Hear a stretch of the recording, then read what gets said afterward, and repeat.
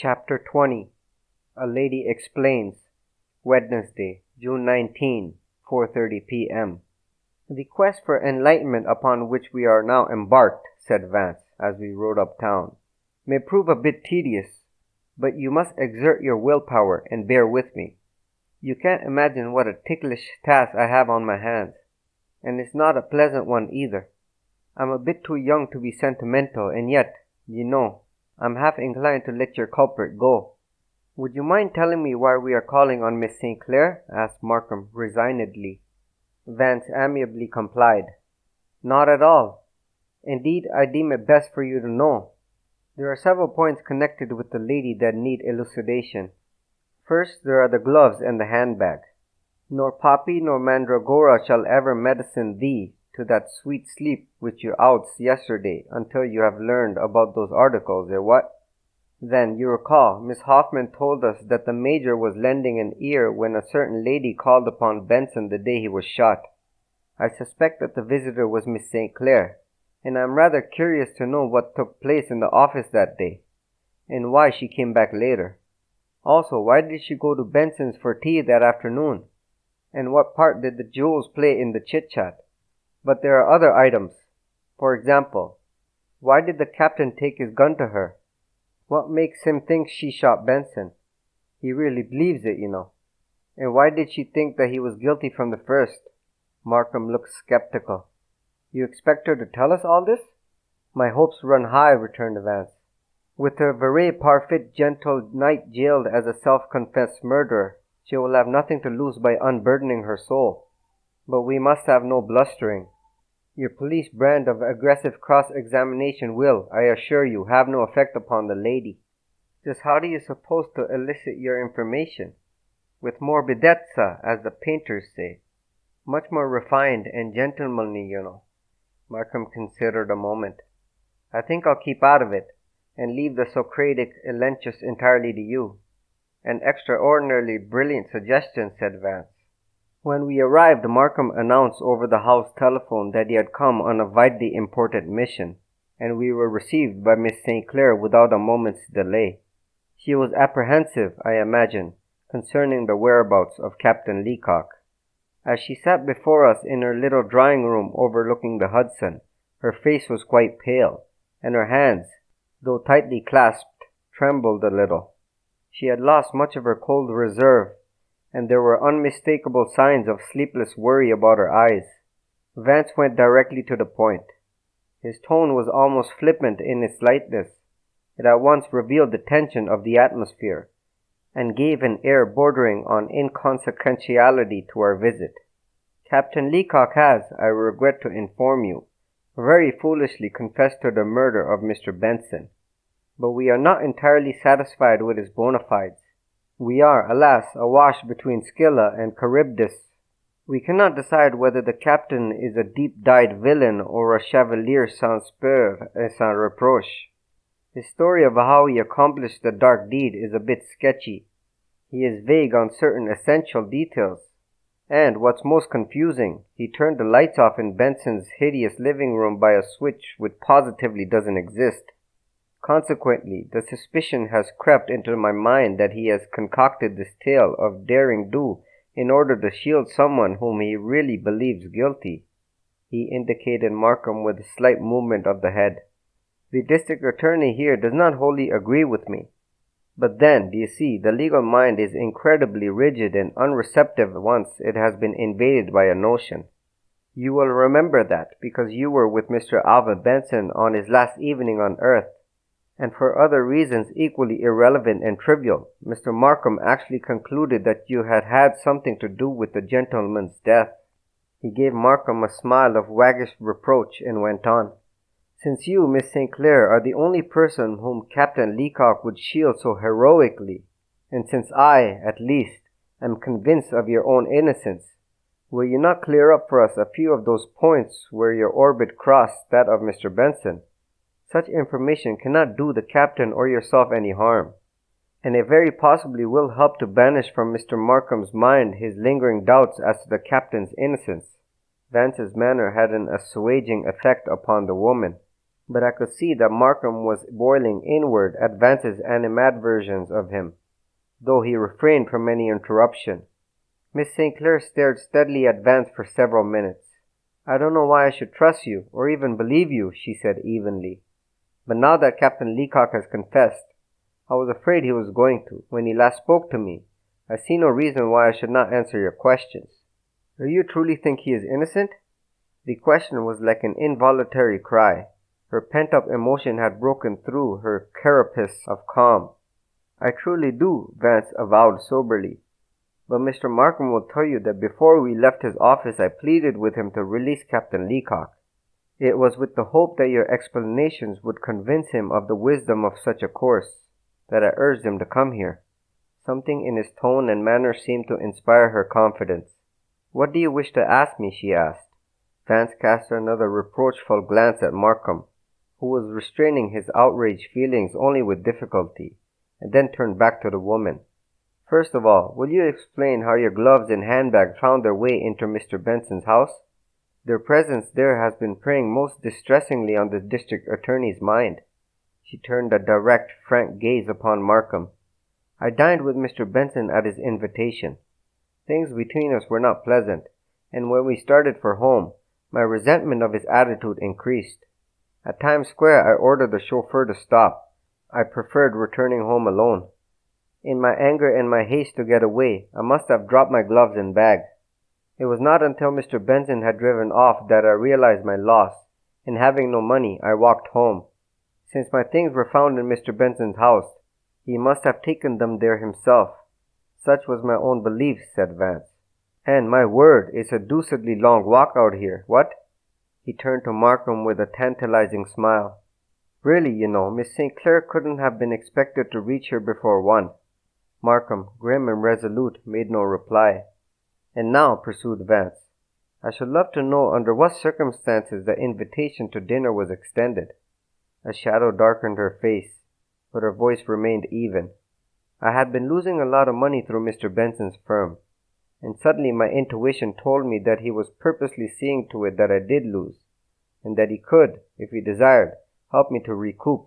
She dropped her eyes. "He had been annoying me with his attentions for some time, and I didn't put any despicable scheme past him.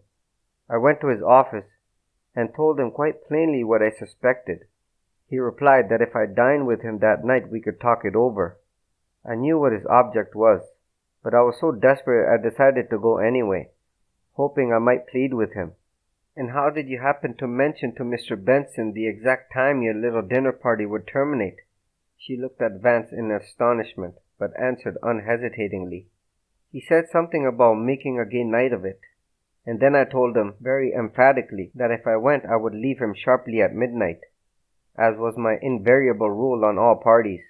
You see," she added, "I study very hard at my singing, and going home at midnight, no matter what the occasion, is one of the sacrifices, or rather restrictions, I impose on myself." "Most commendable and most wise," commented Vance. "Was this fact generally known among your acquaintances?" "Oh yes, it even resulted in my being nicknamed Cinderella." "Specifically, did Colonel Ostrander and Mr. Fife know it?" "Yes." Vance thought a moment. "How did you happen to go to tea at Mr. Benson's home the day of the murder, if you were to dine with him that night?" A flush stained her cheeks. "There was nothing wrong in that," she declared. "Somehow, after I had left Mr. Benson's office, I revolted against my decision to dine with him, and I went to his house. I had gone back to the office first, but he had left to make a final appeal and to beg him to release me from my promise. But he had laughed the matter off, and after insisting that I have tea, sent me home in a taxicab to dress for dinner. He called for me about 7:30. And when you pleaded with him to release you from your promise, you sought to frighten him by recalling Captain Leacock's threat, and he said it was only a bluff." Again the woman's astonishment was manifest. "Yes," she murmured.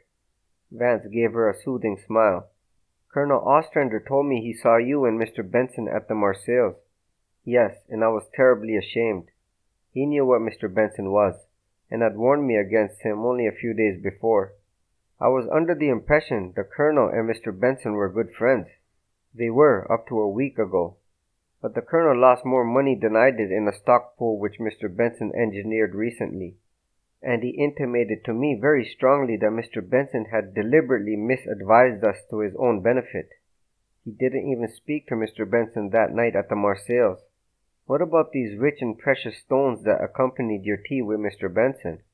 Bribes, she answered, and her contemptuous smile was a more eloquent condemnation of Benson than if she had resorted to a bitterest castigation. The gentlemen sought to turn my head with them.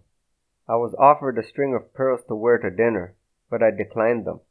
But I was told that, if I saw things in the right light, or some such charming face, I could have jewels just like them for my very, very own, perhaps even those identical ones, on the 21st. Of course, the 21st, grinned Vance. Markham, are you listening? On the 21st, Leander's note falls due, and if it's not paid, the jewels are forfeited. He addressed himself again to Miss St. Clair. Did Mr. Benson have the jewels with him at dinner? Oh, no. I think my refusal of the pearls rather discouraged him. Vance paused, looking at her with ingratiating cordiality. Tell us now, please, of the gun episode, in your own words, as the lawyers say, hoping to entangle you later. But she evidently feared no entanglement. This morning after the murder, Captain Leacock came here and said he had gone to Mr. Benson's house about 12:30 with the intention of shooting him. But he had seen Mr. Fife outside and, assuming he was calling, had given up the idea and gone home. I feared that Mr. Fife had seen him, and I told him it would be safer to bring his pistol to me and to say, if questioned, that he lost it in France. You see, I really thought he had shot Mr. Benson and was, well, lying like a gentleman, to spare my feelings. Then, when he took the pistol from me with the purpose of throwing it away altogether, I was even more certain of it. She smiled faintly at Markham. That was why I refused to answer your questions. I wanted you to think that maybe I had done it, so you'd not suspect Captain Leacock. But he wasn't lying at all, said Vance. I know now that he wasn't, and I should have known it before. He'd never have brought the pistol to me if he'd been guilty. A film came over her eyes. And, poor boy, he confessed because he thought I was guilty. That's precisely the harrowing situation, nodded Vance. But where did he think you had obtained the weapon? I know many army men, friends of his and of Major Benson's, and last summer at the mountains I did considerable pistol practice for the fun of it. Oh, the idea was reasonable enough. Vance rose and made a courtly bow. You've been most gracious and most helpful, he said. You see, Mr. Markham had various theories about the murder. The first, I believe, was that you alone were the Madame Borgia. The second was that you and the captain did the deed together, a quatre mains, as it were. The third was that the captain pulled the trigger a cappella. And the legal mind is so exquisitely developed that it can believe in several conflicting theories at the same time. The sad thing about the present case is that Mr. Markham still leans toward the belief that both of you are guilty, individually and collectively. I tried to reason with him before coming here, but I failed. Therefore, I insisted upon his hearing from your own charming lips your story of the affair. He went up to Markham, who sat glaring at him with lips compressed. Well, old chap, he remarked pleasantly, surely you're not going to persist in your obsession that either Miss St. Clair or Captain Leacock is guilty, what? And won't you relent and unshackle the captain as I begged you to? He extended his arms in a theatrical gesture of supplication. Markham's wrath was at the breaking point, but he got up deliberately and, going to the woman, held out his hand. Miss St. Clair, he said kindly, and again I was impressed by the bigness of the man. I wish to assure you that I have dismissed the idea of your guilt, and also Captain Leacock's, from what Mr. Vance terms my incredibly rigid and unreceptive mind.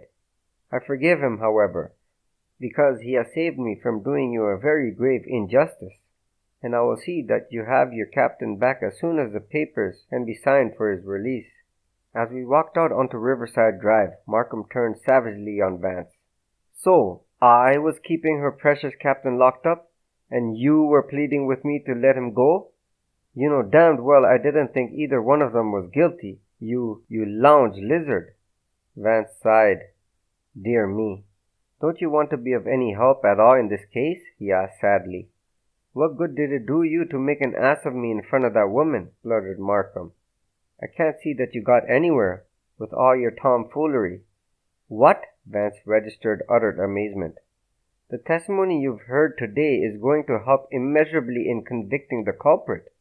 Furthermore, we now know about the gloves in the handbag, and who the lady was that called at Benson's office, and what Miss St. Clair did between 12 and 1, and why she dined alone with Alvin, and why she first had tea with him, and how the jewels came to be there, and why the captain took her his gun and then threw it away, and why he confessed. My word! Doesn't all this knowledge soothe you? It rids the situation of so much debris." He stopped and lit a cigarette. "The really important thing the lady told us was that her friends knew she invariably departed at midnight when she went out of the evening. Don't overlook or belittle that point, oh dear. It's most pertinent. I told you long ago that the person who shot Benson knew she was dining with him that night." "You'll be telling me next you know who killed him," Markham scoffed. Vance sent a ring of smoke circling upward. "I've known all along who shot the blitter," Markham snorted derisively. "Indeed, and when did this revelation burst upon you?" "Oh, not more than 5 minutes after I entered Benson's house that first morning," replied Vance. "Well, well, why didn't you confide in me and avoid all these trying activities?" "Quite impossible," Vance explained jocularly. "You are not ready to receive my apocryphal knowledge. It was first necessary to lead you patiently by the hand out of the various dark forests and morasses into which you insisted upon straying. You're so devilishly unimaginative, don't you know?"